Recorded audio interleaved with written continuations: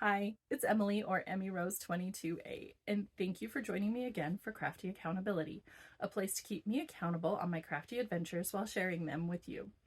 Today is episode 14, and it is Monday, May 1st, 2023.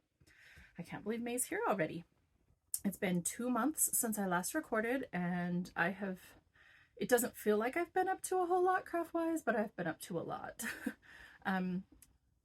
I posted a video last week that was my floss tube, and that talks all about everything cross stitch that I'm working on. So in order to try to keep these videos a little bit more manageable on time, I am splitting them up. So I will have floss tubes, which only talk about my cross stitch, and all of my other crafty things will come here. There's going to be some bleed over. There's no avoiding that.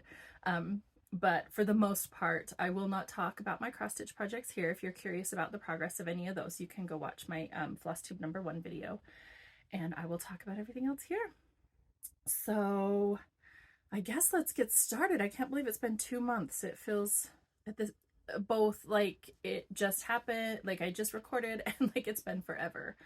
I have been busy. I wrote a few things down. I don't know. We're going to try to keep better. I'm trying to keep better track of my crafting and things like that than I have been. I've been feeling very scattered. So the first thing I finished, which was a plan, if you recall last time, my Harry Potter sweater.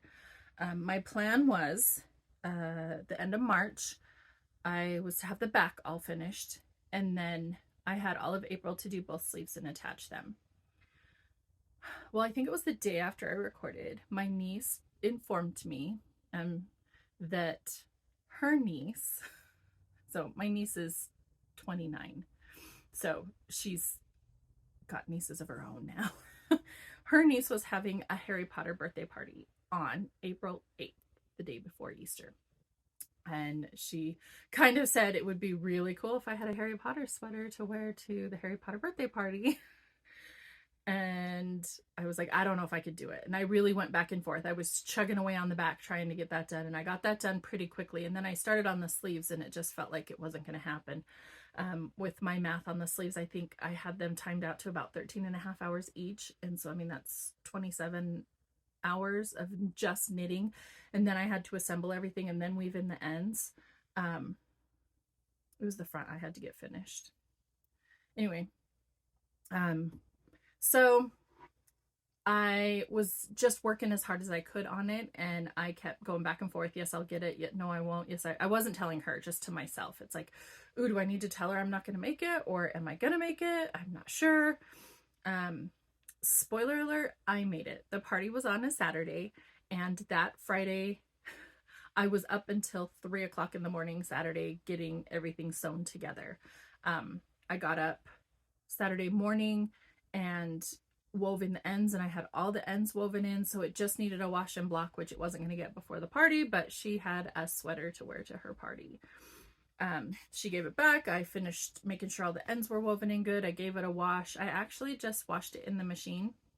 I had steam blocked it before I seamed everything together, but I just washed it in the machine and dried it, not completely, but mostly, and then laid it flat for the last little bit to finish drying off, and it worked out great.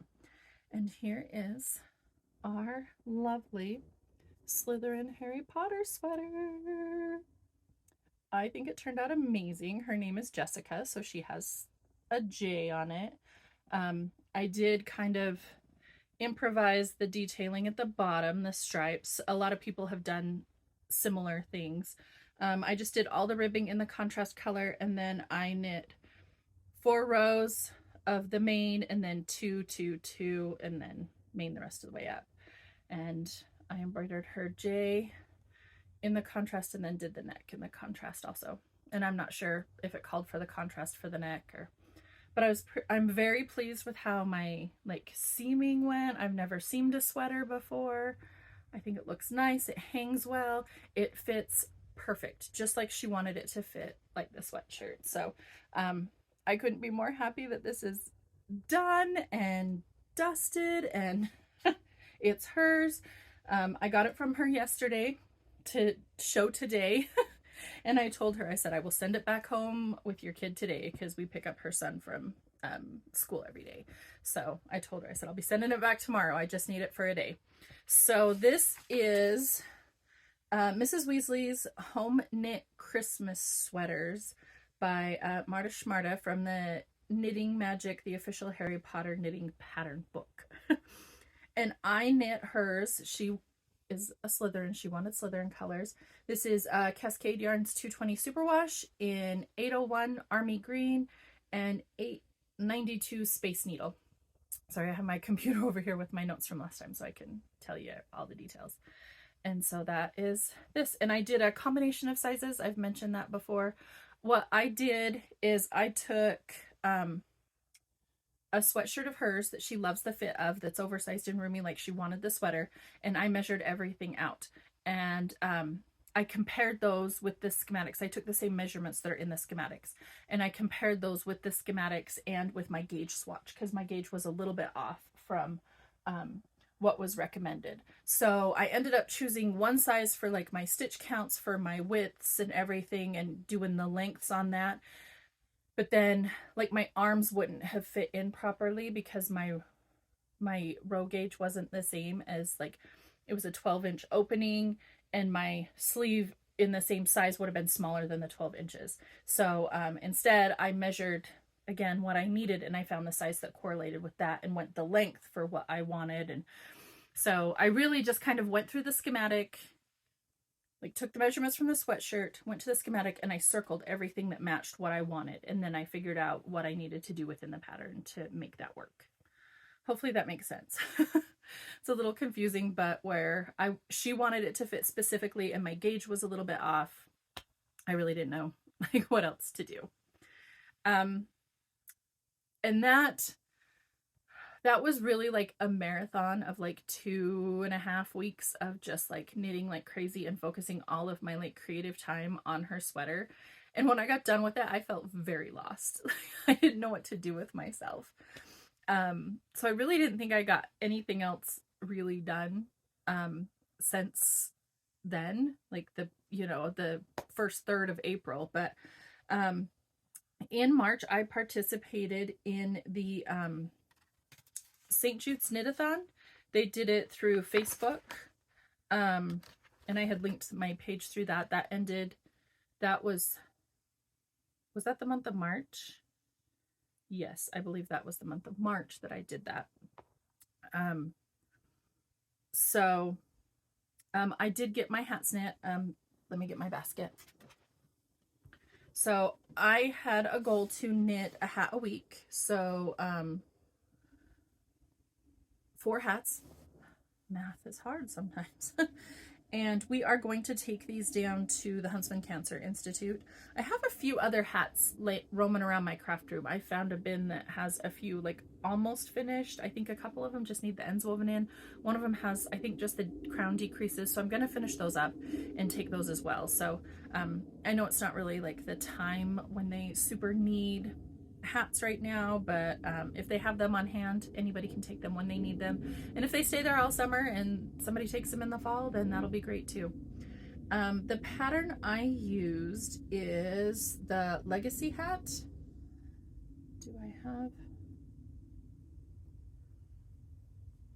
Did I even write down the information for the Legacy hat? I'm sorry, I don't know that I know even who the pattern's by, and it would be on my phone. So I'll have all the pattern information. You know what, I'll put it here on the screen because I know I can type out text and put it on the screen. I will also put it, make sure I link it down in the description box below. Oh, it's I just found it on my notes. It's the Legacy hat pattern by Sarah Smith of Stitched by Sarah S. And like I said, I made 4 of them, and here they are. They are all out of Woolly's Thick and Quick. So this one I believe is Coney Island. I don't know that I have the tags for all of these. That would be part of this one. So, and I have the Fisherman's whatever, I think it's what it's called. Oh, I have a whole skein of this. It's just called Fisherman, the cream. And then I've got the pretty olive green. Am I showing you the seams? It looks in the camera like I'm showing. Oh, I guess it's just the creases of it, the way it's looking in the light. There's the green, pretty decreases. And then the last one, I had two colors. So I did the brim in one color and then the hat in another. And I think that looks really nice too. So part of my reason in wanting to do this was I had thought I would make hats out of this yarn. I had a bunch of this yarn left over and I thought I would make hats out of them. So when the St. Jude thing came up, I was like, well, then I can make some for Huntsman. And I was just going to keep going and make as many as I could and take them to Huntsman. And then kind of concurrently, and I know I think I mentioned this last time as well, that the Adopt a Native Elder in conjunction with Knit for Peace want to collect 1,000 hats for the Navajo children for like Christmas time. So those have to be submitted by September 1st, and the local yarn stores are collecting them. So I still have a basket of like leftovers. I have a whole skein of the Fisherman, so I can do quite a bit with that. And then I have some big, like I have a big ball of the green. I have a big ball. I actually have Coney Island must be one of my favorites because I have two good sized balls, and then I have got, these are all like scraps of that color. And then I have just a couple of other, like these two I think are oatmeal, maybe. They might not even be. I'm not sure. I've got some neutrals. So I'm going to try, I've got to figure out like my sizing. I know exactly what my pattern is for adult size hats. So I need to figure out what my pattern is for the, like my, just, you know, not pattern. I'm going to use the legacy hat for this yarn, for those hats. I just need to figure out what my like starting size is based on like my gauge, and then how high to make them to figure out the repeats. Because like on these ones, I had figured out that I could get, the repeat goes from purl to before the purl. Sorry. So 1, 2, 3, and then I did one more purl ridge and then started my decreases. And she wrote it beautifully, so the decreases follow the stitch pattern and everything. It's really, really, I think it's really well written. It's a fun pattern to knit up. Once you like get going, it's very intuitive and easy. There is purling in it, so I mean it isn't just a stockinette hat, but I like the texture that it gives. So anyway, I would like to turn the rest of those scraps into hats for the kids, because these are nice, thick, warm hats. So I just need to figure that out and get to work on those. And I do have plenty of other yarn to make hats for the kids too. So we will talk about that in my plans, because that's coming up. So those are my yarny finishes, my hats and my sweater. Then I had mentioned last time the potholders I had finished. That I had, I will put the pictures of both pairs, or each of the pairs, over here. I figured out how to put pictures in my videos now. So I'll put the pictures in here. They have been gifted. They loved them. For those, I used, the quilt block I found is the Rolling Star Quilt Block from Fabric 406. I'll link that down below again. I think they turned out super cute. I love a fun, pretty pair of potholders, or set of potholders. I like having them to decorate my kitchen. And then my other, not finish, but I have a finished quilt top. I think I buried it over here just a little bit. Sorry. I put a bunch of new stuff on it. Our Quilt Guild is doing, we often do like a block a month. We've done row quilts throughout the year. And this year we are doing table toppers. And I don't really have a table to top, so I'm going more for wall hangings. This one is most likely going to be a wall hanging, although the more I get these done and I kind of think about decorating my house, they might end up being table toppers. It doesn't matter. So the first one was a curved log cabin that she had provided us a paper piece template for. So it was foundation paper pieced, and I found a pattern online I will link to it. She called it, hers was a dogwood. The one the look she was going for, and hers was just blue and white. So I kind of altered that and changed my colors and made mine a pansy. So this is my pansy quilt top. And I just think it is so pretty. You can see I did, you can kind of, you can see fairly well from here how like one side of the log cabin is skinny strips and the other side are wider strips. And then you just kind of play with it to give you like the kind of rounded petal look. And I did, to kind of keep the pansy look going, I did the darker purple in against the yellow and then the lighter purples out here. And then just my greens on the outside. And I love it. Purple is my favorite. And I love a good purple and yellow. And that center is so bright. I think it's a little brighter than I maybe would have preferred, but that's okay. I'm just trying to figure out what I want to use for a backing fabric. I would love to find like a floral that has pansies all over it. That is in my brain what would be amazing. So I just need to go to the fabric store or look online and see if I can find something like that. Our next quilt block, we have a different pattern that was for April and May, and I have not started that one yet. I will have it done by the end of May for our June meeting. But I think I've decided what fabrics I want to use. I just need to get a few more to finish out. I bought a fat quarter bundle for cross stitch finishing, and it's not going to use the 9 fat quarters that are in there, but I believe the pattern calls for about 13 fat quarters. So I need to get a few more, one to kind of buffer for what like my cross stitch finishes are going to take, and two to have enough for the pattern. So I should have that to show you next month. Oh, and then the next thing I had mentioned before that I wanted to repair some of my daughter's, or alter some of my daughter's pants. So I just thought I'd bring these and show them to you. These are just cute little simple elastic waist sweatpants. Like I said, we got these from Kohl's for a really, really good deal. And it doesn't matter if they were really, really good deal or not. These are a size 5. That's what she wears, but the waistband is way too big. So what I do is, it's really handy if they have side seams, like if the waistband has side seams. This one does not. It's just got one seam in the back. But typically your elastic is sewn into the waistband, so you can't just like unpick a bit and pull the elastic and tighten it. If it's not sewn in, you can do that. That's easy. But this is like sewn in, it's serged, if you can see. So I mean, that's serged through the elastic. I don't want to unpick that. So what I did is I unpicked the middle, like you can barely see because I've stitched it back closed. I unpicked the middle and I took the drawstring out. You can see the drawstring holes on the front.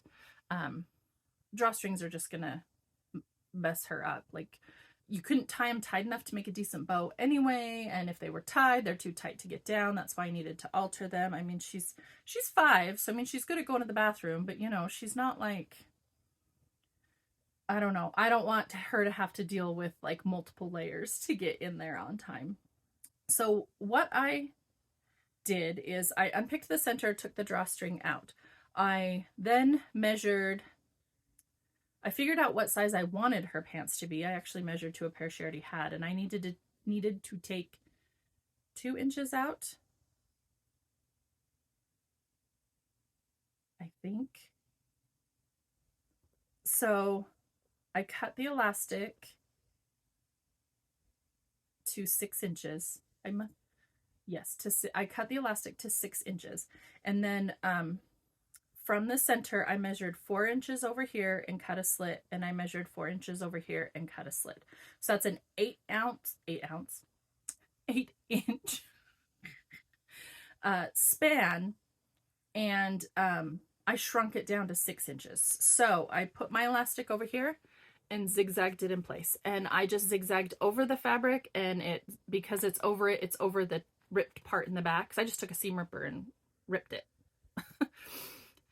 So I did that, and I threaded it through. And then over here, you got to pull it a little bit because it does gather up some. And I just sewed over it again over here. So instead of having 8 inches along this back panel, she has 6 inches. So it took those 2 inches in.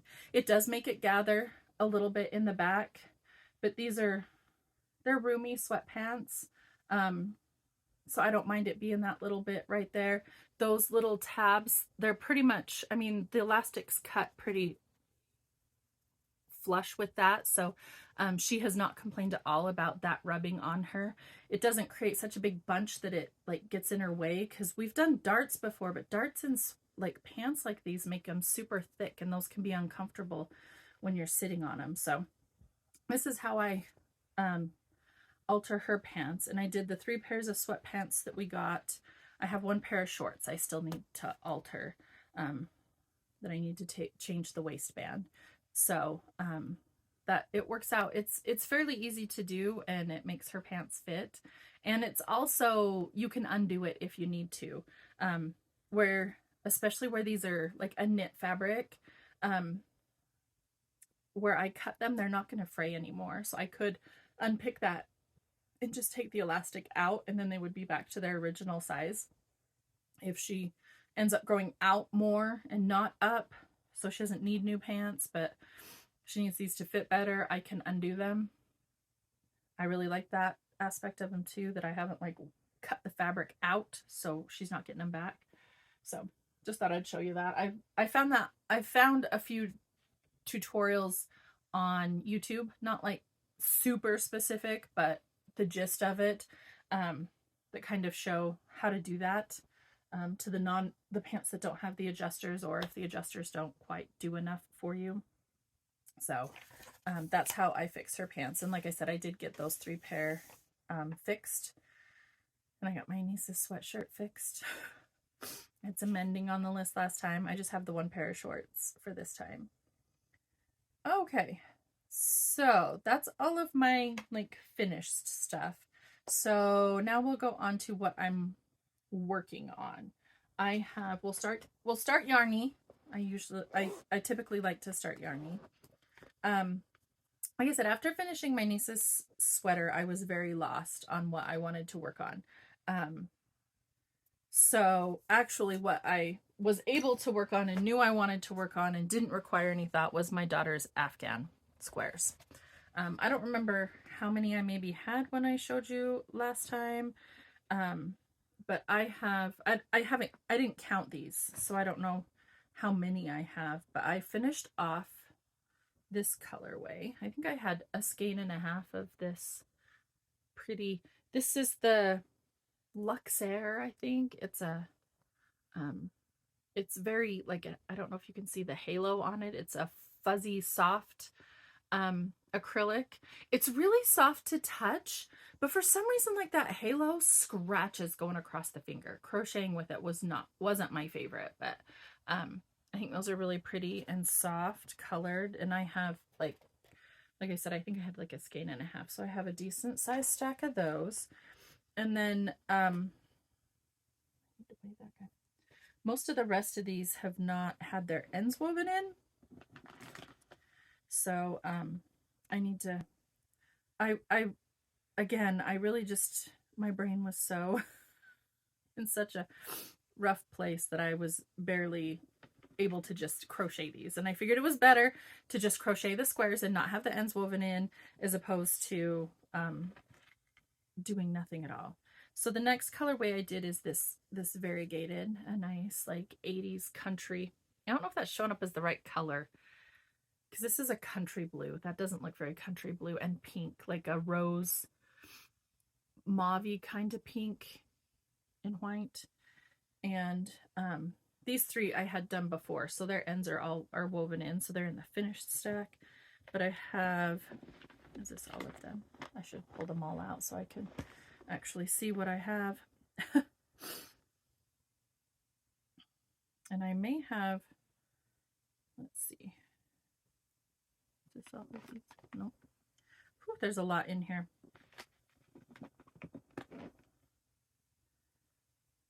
I think that's all of them. So that's all of those, and they need their ends woven in. And I have this much left. I need to weigh this and see if this is enough to get another one out of it or not. And then I moved on to, oh, here's Here's the light blue, in case you're curious. It's Caron Dazzle Air. That's what that pink and brown was. And that's also what this, I don't think any of these have the ends woven in, this pretty light blue. They call it light blue. It almost looks mint green to me. So, I mean, the colors are very similar. And I have a bunch of these. Again, none of the ends are woven in. I, you know, figured it's better to be moving along. Oh, here's more of these other ones. 3 more of those. A couple more of these. I need to have a finishing party, don't I? And weave in some ends. So here's how many of these I got, and I only have this much of a ball left. I'll weigh this, but I'm pretty sure I don't have enough here to get another square. And that's fine. That's pretty much what I do, is I go until I can't get any more squares out of them. And then, and like I said, that was kind of scratching my fingers, like it was a little rough if I was doing like a lot of them at a time. So I moved on to just a plain pink red heart super saver. It's just a light, I won't even call it bubblegum pink, because their bubblegum color is a very like dark fuchsia-ish type pink. So just a nice soft pale ballet type pink. And yep. Oh, there's my other Dazzle Air tag. It's a little different than the blue one. So I mean, they're spelled the same and they're both Karen. I haven't been able to look and see like if they have years or anything on there. So, so I just have a few of the pinks done. I still have a big skein of the pink to go on to. And I would guess after this one, I might be about halfway through the yarns I have for hers. Again, I need to count them up and tally them and get the ends all woven in.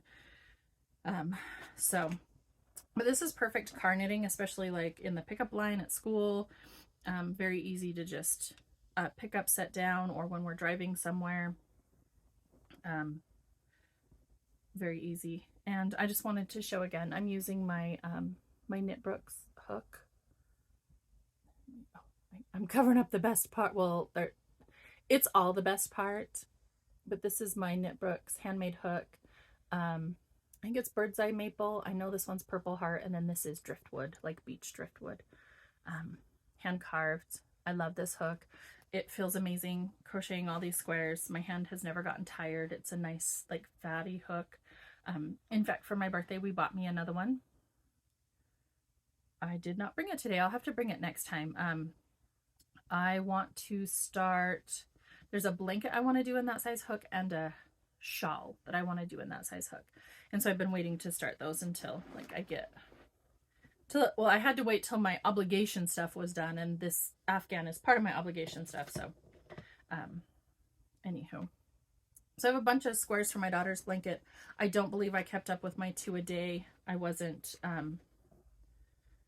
I fell off the diligent wagon on that when I went bonkers on the, on the sweater. And we'll just make big piles everywhere, okay? And that is the Double a Design Blanket by Annelies Baes of Vicarno Crochet Designs. And they are just using worsted weight yarns from my husband's grandmother's stash that we got when she moved into the nursing home, and she has since passed away. So, and I am making daddy-daughter blankets. My husband's getting one out of all of the bright and dark colors, and then my daughter's getting a coordinating one out of the pastels and light colored ones. Oh, and then I finally picked up some knitting again. It took me a while to figure out what I even wanted to work on. I just, like I said, I felt so lost. I think it was like some of it was burnout. I just didn't know where to go.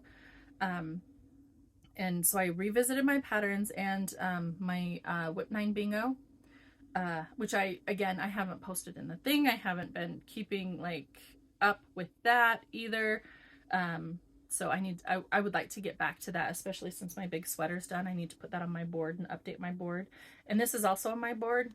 And I think this is my center square. I think this hat is my center square.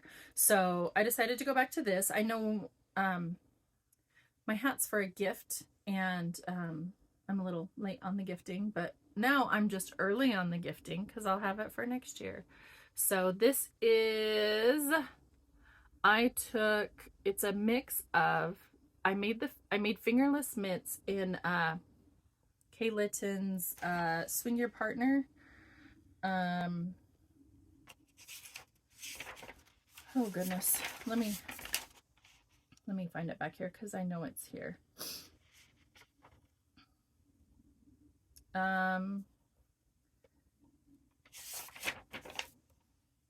Maybe it's not here. How do I not have it in my notes? Anyway, I believe it's Kay Litton of Crazy Sock Lady, and it's the Swing Your Partner fingerless mitts. And yes, it's right there, Emily. Sometimes. Swing Your Partner fingerless mitts by Kay Litton of Crazy Sock Lady Designs. And then I told you we'd discuss the yarn after I get it done and gifted. So, but it's a mini skein set. And for the hat, I am mixing the stitch pattern, an adjusted version of the Swing Your Partner stitch pattern that's on the back of the mitts. It's just stitch patterned there, and it's stockinette the rest of the way around. So I took the stitch pattern from the back of the hand and translated it around the hat. And I am using the stitch counts and numbers and decrease patterns from the Boneyard Sweethearts hat by Stephanie Lotvin of Telly Bean Knits. And I'm hoping I have enough yarn to get through here. I'm hoping the chevrons are gonna work properly. They go a little crooked just on the needles. And if it ends up more of a, like, because it looks almost more checkmarky chevron-y there, and that's fine too. Anyway, so I picked this up. Oh, here's my amazing progress. This white one right here is where I was last time. So I had 2 rows of the blue to do, and I am on my 3rd round of the green. So I've gotten about 4 rounds done, but I've picked it back up. I figured out where I was. I'm back in the groove of it. So, I'll be able to just keep plugging away at it now that that's half the battle for me, is picking it up and figuring out where I was. Cause you don't know immediately always, especially when you haven't looked at it in over a month. So I'm super pleased with that. And then, I had talked about that when I did my corner whip parade, I found this, embroidery project. It's supposed to be a table topper, and mine's going to be a wall hanging sign type thing. And there are 4 corners that look like this, with the half flower, the big flower, or the half daisy, the big flower, and the full daisy. Like I said, all 4 corners have that. It goes around. So we got this last year from our quilt guild in February, because February is National Embroidery Month. And I had pulled the colors I wanted to do. I had planned out in my head what I wanted to do, and I just never started it. So after going through the whip parade and everything, I kind of pulled it out. And actually, I believe it was the first day of spring, I started it and stitched this flower. It took me a little bit, and I had to fudge some things. I used a stem stitch for my petals, and then my center is colonial knots, and I don't know if it's showing that a little bit. I did I googled a lot of picture of Gerbera daisies, and the outer line is kind of lighter. The outer ring is kind of a lighter brown, and then there's super dark brown in the middle. So I kind of tried to mimic that with a row of the lighter colonial knots and then the darker colonial knots in the middle. And if you've ever embroidered, colonial knots, in my opinion, are easier than French knots, and they hold a little better. I've had my French knots unloop, and I haven't had my colonial knots do that. So you can just Google them. It's just a little different style of doing the knot. And with the colonial knot, you only get the one wrap, or the certain wraps through, whereas with French knots, you can make them as fat as you need to. So maybe they are a little more limited, but I love the way that looks. And then I have kind of plans. I went through, I am a patron for Badass Cross Stitch, And she, last year, she's doing it again this year, doing the stitches. I haven't really looked through them, but I went through some of her beginning ones from last year, and that's what I had wanted to use on this. So I'm going to use like a satin stitch to fill in these leaves. I'm going to use a chain stitch on my stems. I think these are going to be just stem stitch, like the daisy, and the center will be colonial knots again. I'm going to make these look like pansies. Yellow center, dark purple on the inside, light purple on the outside. And then each of my daisies are different colors. I chose 8 different colors of daisies. And then the centers of the daisies will all look like this one. So I think it's going to be beautiful. And then I want to embroider something in the middle that says like bloom where you are planted or something like that. That's not part of the pattern. That's just something I want to do. So I need to get this into a rotation to figure out when I'm going to work on it, because I started it on the first day of spring and I haven't touched it again since. But I did get it started and I'm loving the way it's turning out, and I'm super excited to get it going and get it done. I think it's going to be beautiful.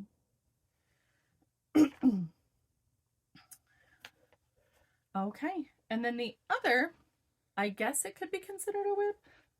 This last weekend was a Great Basin Fiber Arts Fair in Farmington, Utah. And I got to go, and I took a class.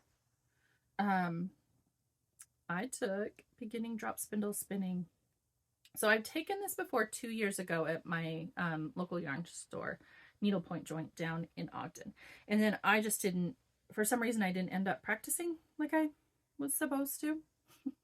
And so I didn't really remember how to do it. And they were offering the class at Great Basin, and so I went.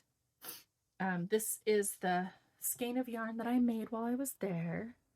She had 3 different preparations of the wool and different types of the wool, and she kind of chose them as different colors so that we could kind of easily see which was which and which we liked. This white is a merino, and the merino is a little too slippery for me right now. I have troubles drafting it evenly. Mine was very like chunky, lumpy, big, fat. I liked something with a little more tooth. I really liked the roving, so she gave us a sample of whichever preparation we wanted to take home and practice. So I'm practicing with the roving, just so I can get really good feel for the spin and the drafting and everything. So I just took the class on Friday, and today's Monday. And then Saturday we did yard work all day at my brother's, so I didn't practice at all Saturday night, but last night I did. So the way my night kind of works, we typically put my daughter to bed right around 9. We feed the cats. I have to give my one cat his insulin shot at 9:30. So between 9 and 9:30, I like to work on something that I don't mind putting down to get up and go get him. So my plan for now is to spin for 10 minutes, and then I'll work on my either knitting or crocheting. Before I was trying to work on like my knitting or crocheting just for the half an hour. So now I'll spin for 10 minutes because that's what they say, 10 minutes a day for a month, and you'll know what you're doing. You'll build up that muscle memory. They say to try not to do too much more, definitely not more than like 20, maybe 30 minutes, maybe, but not a lot, because you'll get burned out. And you might get frustrated, and just little bits every single day just helps you remember how to do it, and it gets that feeling in. I'm still doing park and draft, where I have to stop it and then wind it up, draft my stuff, put the spin up it. So I'd like to get continuous, but right now I'm just want to get the feeling of it. My fiber down here on the bottom is looking quite even, to me at least. There's not a lot of super thicks. So I'm pretty pleased with that. It's an overall general good thing. So I'm just going to keep practicing my 10 minutes a day with this. This is scratchy. This is not going to be like, these are not like I'm going to make a cowl out of it or something. But my daughter did say I could make her little blanket friend, her lovey Snug, a blanket for himself out of this. So I might do that, because he doesn't think it's scratchy at all. He thinks it feels awesome. And as part of the class, we were given a free battling, I think it's called. It's a pigtail is what they call it. So this is and this wool is just a mix. She couldn't really tell us exactly what it is. It's a mix of sheep breeds. This is Polworth wool. This is a beautiful pigtail from Greenwood Fiber Arts. And that's, our teacher just gave us this. So I think this is what I will spin next. And then 2 years ago when I bought my drop spindle, I bought 4 ounces of a white, that's Polworth, that's not what that is. That is Corriedale. White Corriedale and 4-ounce ball of a purple, dark purple variegated Corriedale. My teacher before had recommended starting with 2 very different colors so you could judge your plying. You could see how they went together. You could check the barber pulling really well. So I chose 2 colors that I'd love to have together, and the cream and the purple are beautiful together because it's a natural and a purple. So I've got plenty to spin. I did not buy any more fiber at Great Basin because I could easily have bought lots. There were lots, but there weren't a whole lot of small preparations, and where I don't know exactly what wool I like to spin, or like I'm pretty certain that this roving is not going to be something I want to wear, but this Polworth feels very nice right now, and the Corriedale feels nice right now, so I don't know if that's something I may want to wear, or use in something else that may be like something softer's up touching my neck, but maybe a shawl or a cowl or something where I could use this like once I spin it up further down, like kind of combo things. I'm not sure. So anyway, I'm starting with what's easiest for me, and then I'll move along to the Polworth, and then I'll move to the Corriedale, and then I'll kind of see about maybe getting some more fiber depending on how I like spinning on those. My ultimate goal would be, I would love to spin on a spinning wheel, but they're large, they're expensive, and I really need another hobby. Like I need a hole in my head. So I kind of figured the drop spindle was a good like entry-level way to get in, and that's why I didn't go crazy buying a ton of fiber. Okay, so I think that's everything that I have worked on outside of my cross stitch. I have worked on a lot of cross stitch, so you may want to watch my other video if you want to see all the cross stitch I've been doing. So I kind of started talking about my plans that my spinning and then knitting or crocheting. With Tabitha's Afghan, I would like to get, I think I'm just going to set a goal for May for 1 square, average of 1 square a day. I think the squares take me about 8 minutes to do. So like 2 of them's 15. That's why I had said 2 before, but I think I'll just an average of 1 a day. If I can get 2 done in the drop-off line or the pickup line at school, then great. That'll get me 2 days worth. I don't have to worry about the weekends. But that'll get me another 30 squares done by the end of the month. I'm not in a super rush to get it done. I just want to keep the progress going on it. With my husband's, we did, I found a pixel art program app, I guess, online. Oh, it's not even an app. I think it's just the website, and it's just, you can choose the colors and do your own pixel art on it. And so what I did is I kind of chose how many, like I have 20 purples, so I made 20 purple squares. I have blah blah blah, and I kind of laid things out. I gave him like 4 different options on what we could possibly do with the layout, and he has chosen one that we kind of tweaked and that he thinks he likes. So our next step is to lay all the squares actually out and see how it's going to look like in the real Afghan, because the colors, I kind of had to pick what was closest on some of them. And the other kind of, I guess, problem with like the pixel art is all the squares touch each other, and in our Afghan they're not going to, because they're going to have that black drop shadow and then the gray with the gray the rest of the way around it, and then a whole row of gray. So there's going to be, 2 to 4 rows of gray between each square. So it's going to space them out and give them a little more like separation, so they're not quite so squished together. So it might look a little different. So I would like to get the real squares laid out. That's just kind of an endeavor because there's like 165 squares. So I've got to lay them all out on the floor and hope kids and cats don't step on them and whatnot. And then I can start getting his put together. This is part of acquisitions, but I did get his yarn, his gray. And I found, I can pull it, it's right here next to me.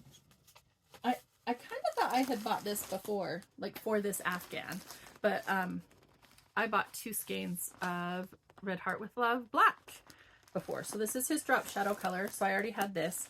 I had bought 3 skeins of the With Love to get started with, and I used this in a different project from before, so I didn't have any left now to do it now, so I had to buy it.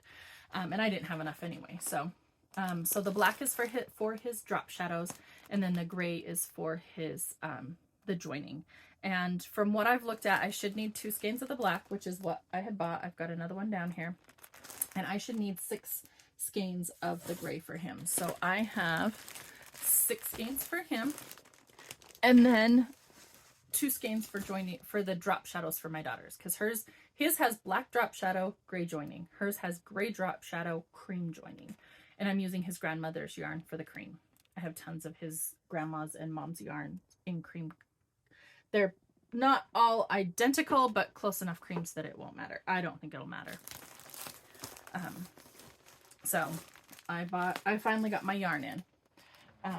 So now I need to lay his out and get going on attaching those, because I think that'll make me want to work on my daughters more if I can actually see the progress of his growing. So I'm just going to kind of chug slowly on hers. So by next month, I will at least have his laid out and have joined at least a couple of them to see how they're going to look with the drop shadows and everything, because I'd really like that. I have a pattern test that I'm going to be doing. It starts May 8th. It is for Chelsea of Knitting Tipsy.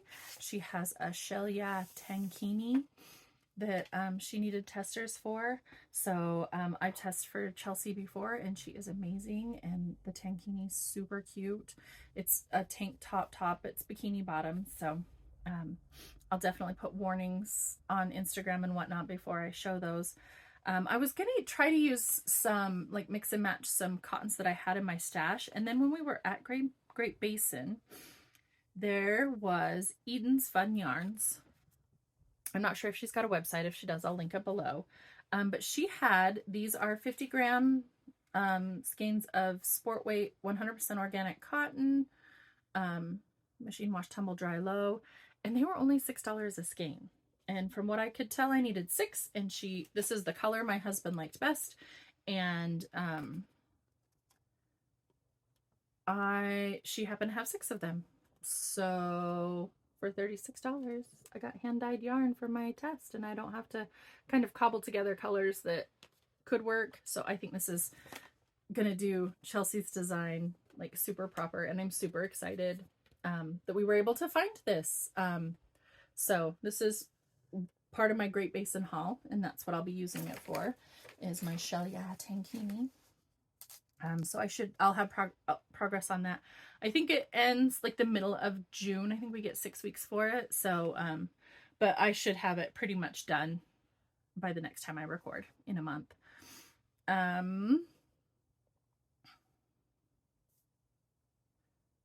Oh, I want to keep working on my mom's hat and Tabitha's Afghan. I said that.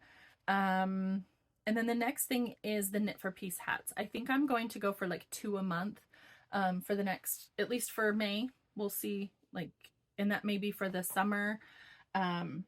It may kind of depend on how my projects ebb and flow. Like, I really want to get that hat done. I really want to work on a few more things from my, like, whip pile. But I also have this test that I have to work on, so I don't want to overcommit myself. But I would like to get 2 of the legacy hats done for the Knit for Peace Adopt a Native Elder hat drive. I had written down to figure out the leaves. Just one moment, let me snooze my alarm to go get my daughter. To figure out the leaves on my embroidery. They're a satin stitch. I think I might need a little bit smaller needle, because I think my needle was making too big of a hole for the small leaves, so my satin stitch didn't work right. I only tried it the once, so I need to figure that out a little more.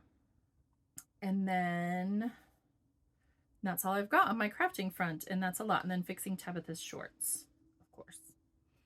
I have lots more I could work on. Oh, and my wall hanging for Quilt Guild. I can't forget that. I have lots more I could work on, so we'll see what comes up, but those are kind of my goals for right now. I will rewrite those down so I can, it helps me to say them here and have them written down. So I can kind of revisit them, and I try to check in on myself like halfway through the month and be like, hey, what did I say I wanted to do? Oh, I haven't done that. Better get on it, kind of a thing. So last thing for today is haul, which there isn't a ton, but like I said, we did just have Great Basin. So that's my haul is all from Great Basin except for that the Red Heart with Love, which I just showed you guys. And I showed you the Eden's Fun Yarns. The next thing I got that had like zero practical purpose and I wasn't intending on getting at all, I got another project bag. It's a sock size bag, and this is from the Knitted Soiree handmade project bags, and I will link her Etsy shop down below. And I just couldn't, I saw this purple dinosaur bag, and purple is my jam, and these are little footprints. The pink is footprints. It's got the black and white polka dot on the inside.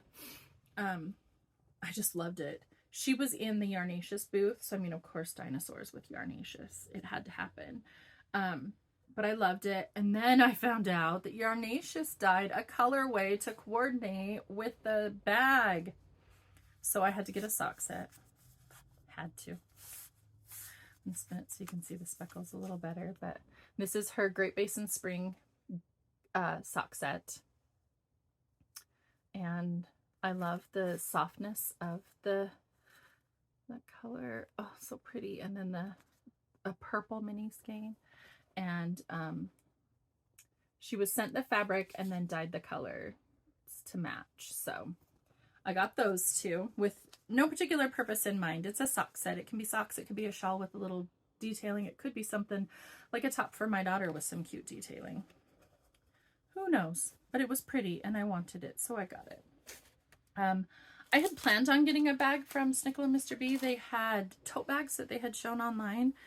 She was out of the tote bags by the time I got there. I need to go and see, because she'll do special orders, she said. But, oh, got strings on here. But I fell in love with this one. It's a drawstring bag. I might put handles on it and make it a tote bag. I'm not sure, but I love it. Does she have, there we go. I'll link her Etsy shop down below too, but Snickle and Mr. B, her cute little doggies. So I love Amber's bags. This is a nice heavy, it's wool. It's almost a little itchy kind of, and her bottoms are always like an upholstery fabric. So they're very heavy duty bottoms. So you're not going to have to worry about getting those dirty or anything, but it's a purple plaid. It's beautiful. And I love the gray. Oh, and the inside's measuring tapes. I didn't even notice the inside until like later. I bought it for the outside, but then the inside's super cute measuring tapes. So, and I think both of these have the D-rings for your stitch markers, and they have pockets. So very well made bags, very cute. Like I said, I had planned on getting a tote bag from Snickle and Mr. B, but she was sold out, and I was like, well, maybe I don't need a bag, but then I saw this one, so I got it. I was planning on buying from her anyway. Well, I edited that out somehow. I just grabbed my bag and it was under the tripod, so I just knocked you down. So that's why you just cut away and came back. I was looking for, oh, this one. From Sinful Yarn, whom I've never bought from before. I bought this Bamboozled in DK weight. I am collecting yarns to make a Don't Scrap That Raglan by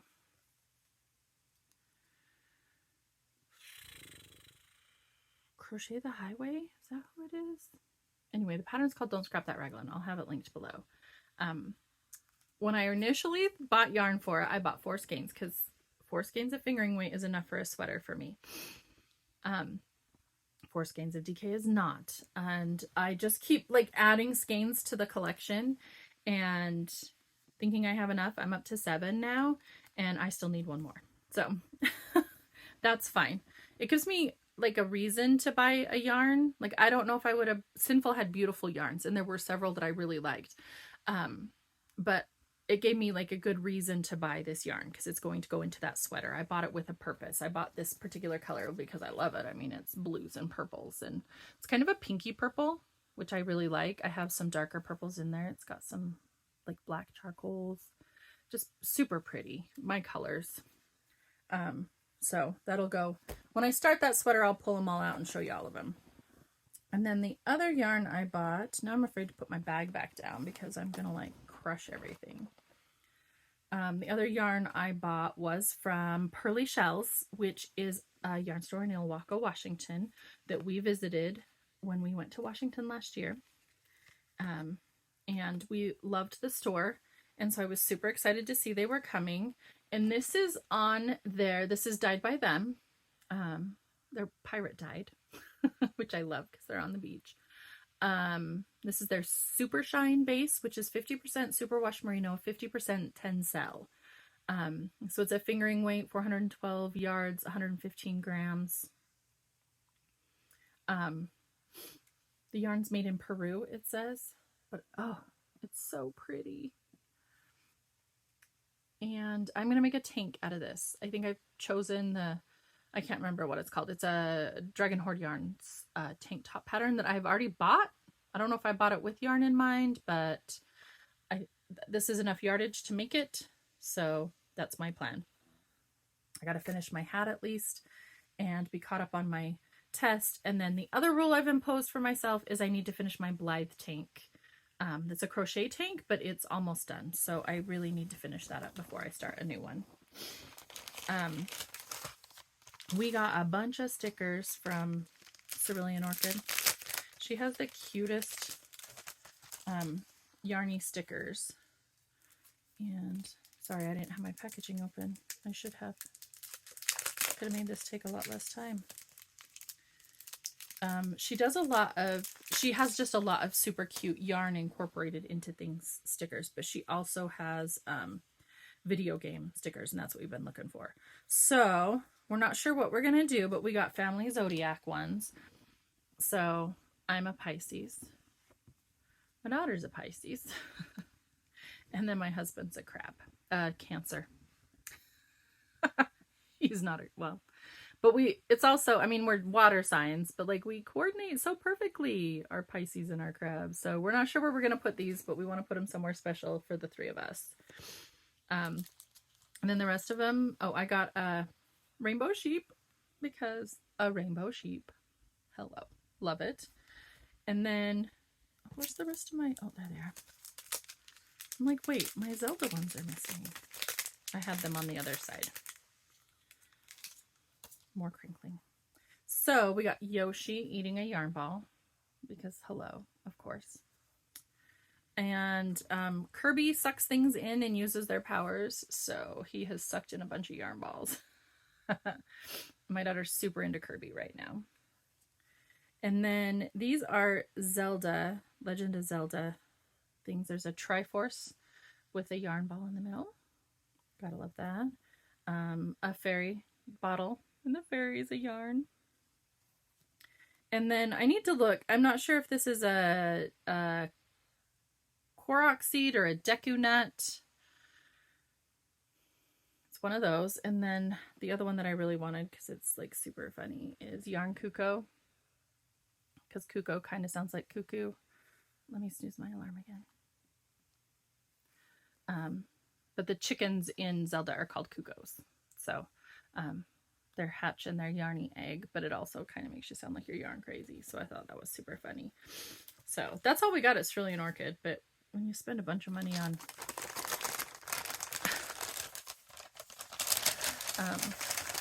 stickers. And then the other thing I got that was completely unexpected and I didn't think I needed, well, and I didn't need is a very strong word. And I'll try to show a few of these. And these are ceramic buttons. And I know it's Eric Christensen that makes them. And his wife is Marge or Margie, something like that. So I don't know if I can, I'll show you some of them. So there's some blue ones. And these ones are maybe like nickel sized. I think that's about the biggest ones I've got. There's a brown one, kind of coppery. Let's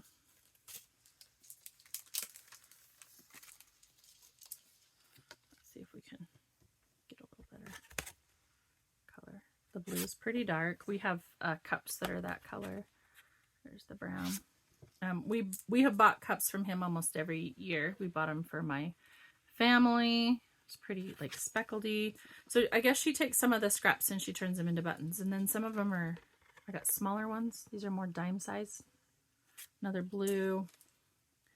There's some more of the browns. This one's kind of a natural glazed though. And then I did get some that are unglazed. So they're just like, they're solid, but they're unglazed. So I thought these might be fun to add to some of my cross stitch projects, or, you know, like on a pillow finish, tie a pretty ceramic, because they're, you know, button on there, because they're fairly like rustic style. So I thought that could work.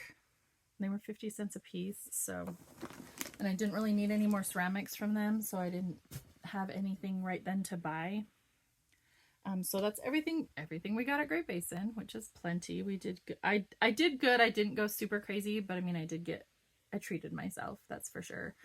I am pretty pleased that the yarns I got, I've already kind of figured out what I want to do with them, because the ones will be getting used in a week. They'll get started being used. The other two are they're slated for something, and then my DK is going in with the other ones for the other sweater. So I'm pretty pleased that I actually have a plan for my stuff. So I think that's everything I have for this month. I hope you're all doing well. We're doing pretty good. May's kind of a crazy month. Just the weather's finally gotten nice. And of course, like yesterday was 80, today's 80. And I said it. I said we were going to skip spring and go to summer. We're supposed to cool down tomorrow and towards the end of the week. I think we're only supposed to be in the 60s for the rest of the week. So that's why I like it. That's why I like my spring. Like 80 is verging on summer. That's end of May, June. Like, let's wait till we get there. So, we're getting more yard work done outside. We've done some stuff with my brothers on Saturday. We worked some at my mom's yesterday. So we got our peas planted, which didn't happen last year. So I'm pretty excited about that. We've got plans to put a little, you know, trellis up for them to grow up. Just normal springy type things, I guess. So, and I've got lots of crafty plans, so let's hope I keep with them. I'm hoping to post, I keep saying this, I think, I'm hoping to post a little better on Instagram. Everyday Erin is doing, I think it's called Make It May. I think that's what she's calling her hashtag Make It May, where she's going to share something crafty she's doing every single day for the month of May, or every day, yeah, for the month of May. I think I said that right, but I don't know. Every day in May, she's sharing something crafty she's doing. So, I think I'm gonna try to get on that and at least share something, even if I work on stuff. It's just hard for me today to be like, okay, here's what I've done, because I do my crafting at night and pictures are really not good at night. So it may be that mine will all be a day late posting. So tomorrow I will share like what I got up to today. Plus today I have to edit this video and it's an hour long again. I really thought I'd be a little shorter. I think it's because I'm a little scattered. So I'm hoping by keeping better track of what I'm working on and making better notes. I was kind of at the point, it's been 2 months since I recorded. I kept putting it off and I just needed to get it done. So here I am. Here's what you got. Hopefully you liked what you saw. I got some big things done and checked off my list, and now I just need to get myself back in the groove of working on my other projects and plugging away and make all the things. So we will see you next month. My plan as of right now is the middle of May I will record another floss tube, and then at the end of May I will record another crafty accountability. So I'm hoping to stagger them every 2 weeks so I don't have quite so much. Well, I'll still have a lot to share because they're both a month's worth. And if it ends up being too much to share during those times and I need to record more often, we'll see what I can figure out. I don't know. The monthly thing was working for me and then it didn't, and now maybe it does, and we'll see. I didn't even mention my shirt. This is my shirt from the St. Jude fundraiser, my St. Jude knit-a-thon. They sent us a shirt for it, so I wore it today since I was showing you my finals from the knit-a-thon. That has closed. It was for the month of March, I do believe. So it's all closed and everything, but I just thought I'd wear my St. Jude shirt. So there you go. All right. I will see you in a month with lots more progress. Thanks for watching, and we'll see you next time. Have a Rosie Ray day. Bye.